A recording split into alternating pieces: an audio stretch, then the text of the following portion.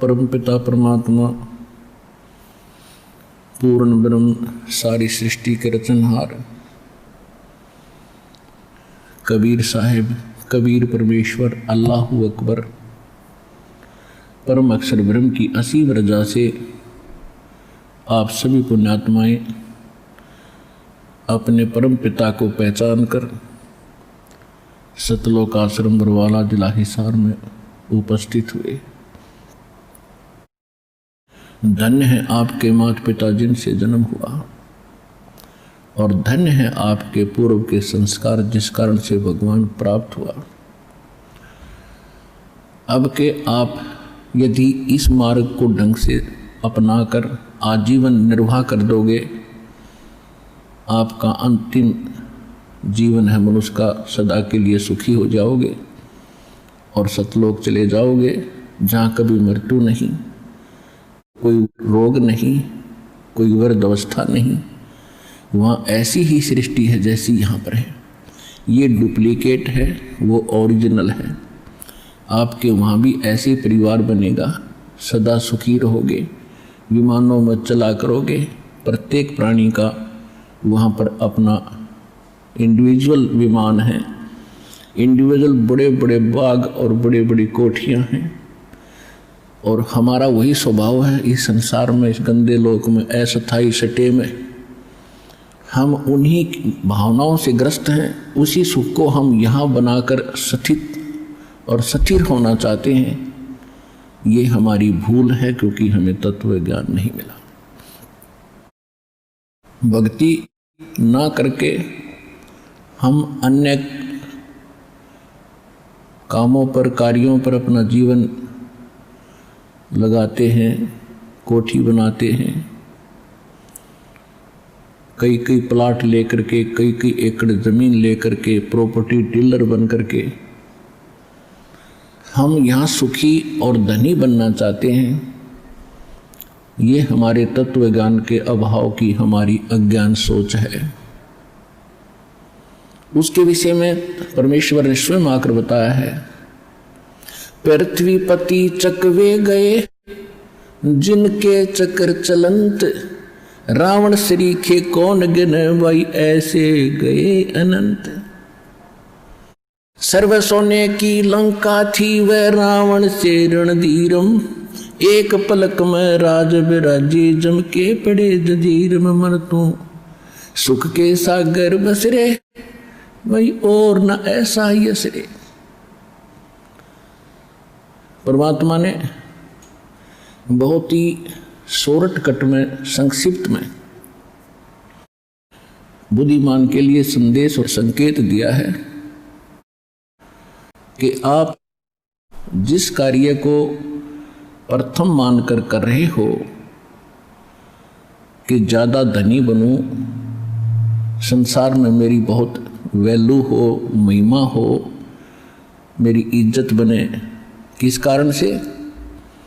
बड़ी कोठी हो, बहुत बड़ा प्लाट हो, कोई फैक्ट्री लगी हो, तब मेरी महिमा बनेगी। परमात्मा कहते नहीं, ये भी भूल से ही आप ऐसी सोच रखते हो। जब आपको तत्व ज्ञान होगा उस समय आपकी ये अज्ञान सोच हटेगी और तत्व ज्ञान के ऊपर आपकी बुद्धि रुकेगी। संकेत दे रहे हैं कि रावण के पास सोने के महल थे, मकान के मकान, और यहीं छोड़कर चला गया। अरे ऐसी दुर्गति से मरा, दुनिया याद रखेगी।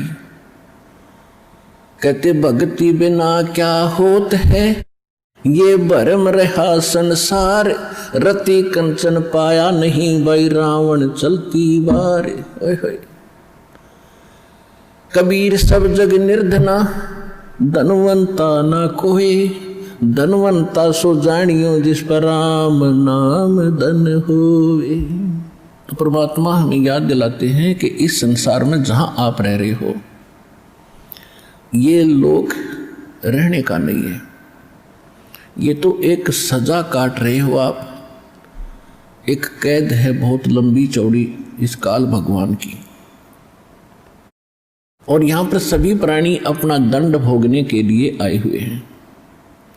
एक मानव शरीर ऐसा बनाया है परमात्मा ने, दया बख्शी है आपको, और इस काल भगवान को एक ऐसा रोग लगा दिया जिस कारण से ये आपको मनुष्य जीवन अवश्य देगा, अन्यथा ये मनुष्य जीवन भी नहीं देता, क्योंकि ये नहीं चाहता कि कोई भी प्राणी मेरे लोक को, मेरी कैद को छोड़कर और उस सुख स्थान पर चले जाएं जहाँ पर भगवान रहते हैं।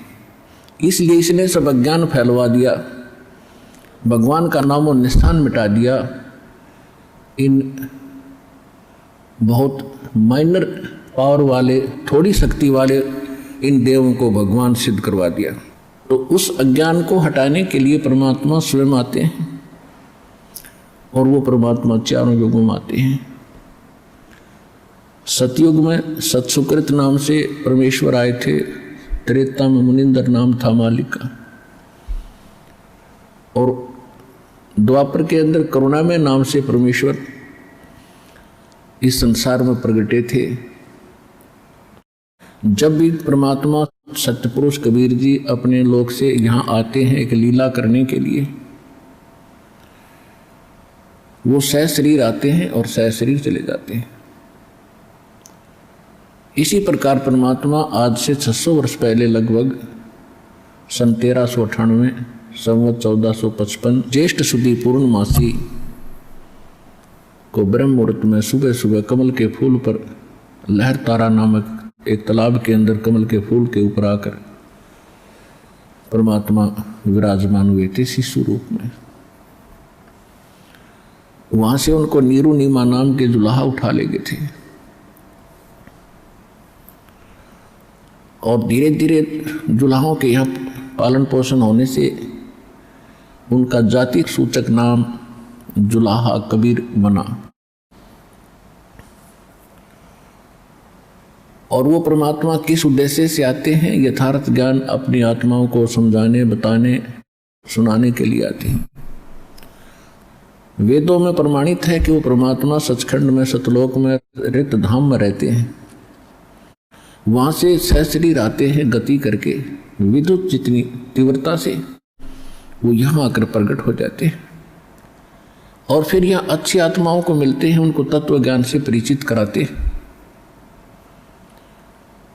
ये वेद बताते हैं, और वो एक कवि की तरह आचरण करते हुए इधर उधर अपने अमृतवाणी का उच्चारण करके ऊंचे स्वर में लोकोक्तियों के माध्यम से, शब्दावलियों के माध्यम से, साखी और दोहों के माध्यम से अपना ज्ञान स्वयं ही सुनाते फिरते हैं, जिस कारण से उनको एक प्रसिद्ध कवि की भी उपाधि प्राप्त होती है, लेकिन वो परमात्मा होते हैं। और जिन अच्छी आत्माओं को परमात्मा मिले उन्होंने भी यही गवाही दी है। पुण्यात्माओं, परमात्मा का पाना बहुत आसान है। अज्ञानता के कारण हमारे धर्म गुरुओं ने इसको बहुत कठिन बना दिया था। हमारे सद्ग्रंथ बताते हैं सीधा सा मार्ग है, बिल्कुल सिंपल साधारण सा मार्ग है, रास्ता है, साधना है। परमात्मा का नाम जपना है, नाम से मोक्ष होगा। उसकी सहयोगी क्रियाएं हैं, ये 5 यज्ञ हैं, ये भी आप करते रहिए। इतना सा काम है, अपना घर गृहस्थ के अंदर भी जैसी जिसकी सेवा भगवान ने दी है, ड्यूटी दी है, उसको भी करते रहिए और आपको सफलता मिलेगी। जब हम महादुखी हो जाते हैं भक्ति ना करके, और हमें जब तक सुख होता है तब तक तो हमारे पुण्य चलते हैं। जब पुण्य समाप्त हो जाते हैं तो हम दुखों का पहाड़ झेल रहे होते हैं। तो उस समय चाहे राजा भी क्यों ना हो, वो परमात्मा की ही शरण जाने की सोचता है। उसको मालूम है कि परमात्मा एक परम शक्ति है और वो दुखी को सुखी करता है। और आप यदि पहले ही भगवान की शरण में होगे तो दुख होंगे ही नहीं। जब तक हम कबीर परमेश्वर की शरण में नहीं आते तब तक हमें अपना प्रारब्ध ही प्राप्त होता है, यानी पूर्व जन्म के अच्छे और बुरों का फल ही मिलता है। और जब हम परमेश्वर कबीर जी की शरण में उनके कृपा पात्र परम संत के माध्यम से आते हैं, फिर पाप कर्म हमें प्रभावित नहीं करते, हमारे केवल पुण्य ही फलते हैं। और प्रारब्ध के अंदर कोई ऐसा बुरा कर्म हमें हानि करने वाला होगा तो वो भी परमात्मा समाप्त कर देते। इसलिए हम भगवान को खोजा करते हैं, इसलिए भगवान की तलाश किया करते थे कि हमें कोई कष्ट ना हो। और भक्ति भी कर रहे हैं और फिर कष्ट जो के तू आ रहे हैं, तो या तो वो भक्ति ठीक नहीं, वो भगवान पूरा नहीं, या फिर आपकी कोई भक्ति में त्रुटि है। इन 3 कारणों से ही हम दुख उठाते हैं। तो कहने का भाव यह है कि परमात्मा स्वयं आकर ज्ञान कराते हैं और आपका सौभाग्य है कि आप तो पहले ही मालिक की शरण में आ गए हो। जब हम परमात्मा की शरण में आ गए तो घर के काम भी पहले से अच्छे होंगे, क्योंकि हम दुखी होकर भगवान से सुख ढूंढने जाते हैं। आप सुख में आ गए या दुख में आ गए, तो अब तो दुख होगा ही नहीं, और जो होगा कोई कर्म सख्त होगा हल्का करके टाल देंगे। परमात्मा के गुणों में ऐसा लिखा है, और वो यहाँ आपको प्राप्त भी होगा। तो इसलिए कहा गया है कि दुख में सुमरण सब करे, सुख में करे ना कोई। जय सुख में सुमरण करे, तो दुख कहे कोई। भाई सुख में सुमरण किया नहीं, फिर दुख में करते याद। कहे कबीरता दास की, अब कौन सुने फरियाद।